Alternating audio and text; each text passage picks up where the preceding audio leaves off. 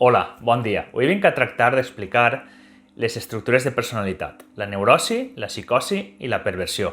Per tal de fer-ho, començarem amb dos exemples molt gràfics i després, en la segona part, anirem matisant cada estructura en concret i com les definiríem més a fons.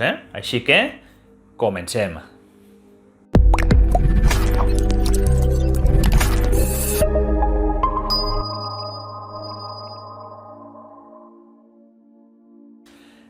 Doncs anem a començar amb un exemple gràfic, per entendre aquestes tres estructures. Anem a imaginar una cadira de quatre pates. Una persona que estaria ubicada en la neurosi s'asseurà en la cadira i de sobte començarà a veure si és estable, si coixeja d'una pata, intentarà ficar un paper baix de la pata per a que sigui estable, intentarà veure les pates, a veure quina està fallant, i intentarà buscar l'estabilitat, encara que potser no la pot trobar del tot, però intentarà buscar-la. Això seria la característica de la neurosi. Després, per exemple, imaginem aquesta mateixa cadira i imaginem que li peguem la volta, llevem dos pates, ens fiquem a sobre de la cadira i comencem a dir això és un cavall i anem per ahí imaginant que la cadira és un cavall. Això seria la psicosi, per ficar l'exemple. I després, per entendre més la perversió, així anem a suposar una persona perversa té una cadira i tu també tens una cadira. I anem a suposar que tu vas encarar-te amb la persona perversa i li dius «Ostres, tu també tens una cadira». I el pervers te contestarà «No, jo no tinc una cadira, però si tu me dones la cadira, jo tindré una cadira». Aleshores, imaginem que li dones la cadira. El pervers ja tindrà dos cadires. Aleshores, imaginem que arriba una tercera persona i diu, ostres, tens dos cadires, què tal?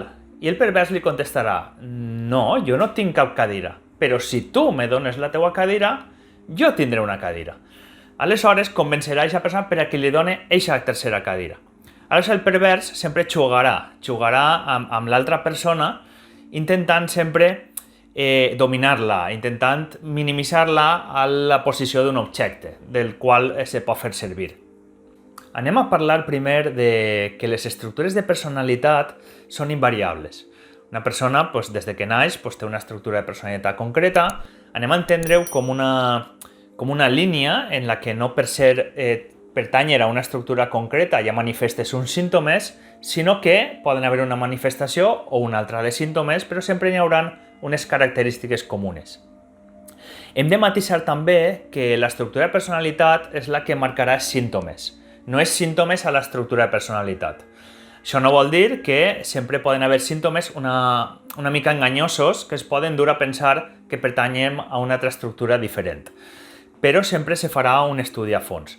També hem de matisar que una volta s'ha produït un brot, quan estem parlant de psicosi, per exemple, ahir ja no estem parlant de l'estructura de personalitat com a tret de la persona, sinó que ja estem parlant que ha hagut una manifestació de símptomes que poden limitar la vida d'aquesta persona, poden estar condicionant la seva vida, el seu pensament, i aleshores ahir entraríem en el que és el trastorn. El trastorn que tenim, per exemple, en el DSM-5, tenim un llistat de trastorns psicòtics on tenim uns criteris que ens poden dur a pensar si és un trastorn o un altre. Fins ahir podem parlar d'estructures.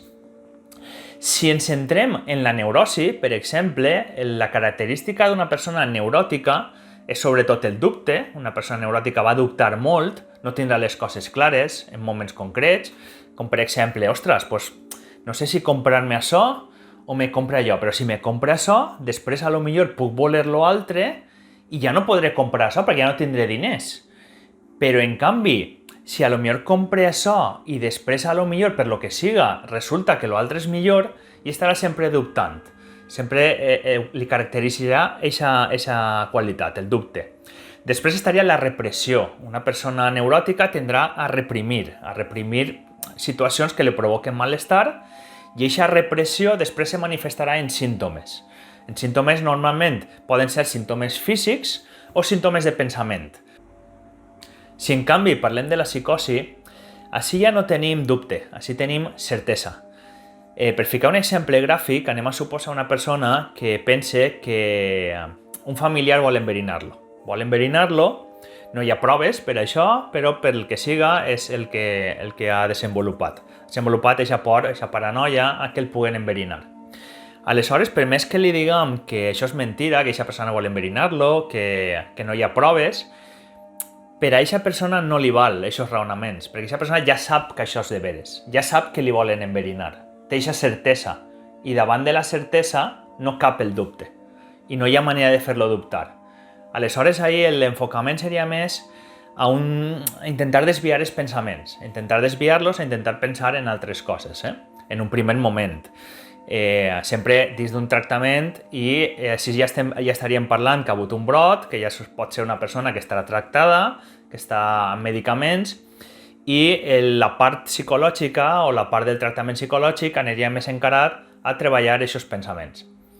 I després, per últim moment, tindríem la perversió, on la perversió així ja n'hi ha unes característiques de dominància, n'hi ha unes característiques on es tractarà de convertir a l'altra persona en un objecte. Estarà intentant de despersonalitzar a l'altra persona per a fer ús d'ella. Anem a suposar que poden haver també diversos tipus de perversions. Intentem pensar, per exemple, en una sociopatia on la persona no dubtarà en utilitzar a les altres com un mitjà per aconseguir la finalitat que estipule, no?, en aquest moment. Aleshores despersonalitzarà l'altra persona i la reduirà a la posició d'objecte, de la qual fer ús. I bueno, això seria un poc les tres estructures de forma molt resumida. Aleshores, això, matisar el tema de l'estructura per tenir un coneixement i saber unes característiques concretes que es poden definir, quan després hi ha hagut una problemàtica, hi ha hagut una sintomatologia que s'estan impedint el funcionar, s'estan condicionant el pensament i la vida diària, i així ja estem parlant de que hi hauria que dur un tractament. Bé, espero que vos hagi servit, ens veiem en el pròxim vídeo, salutacions!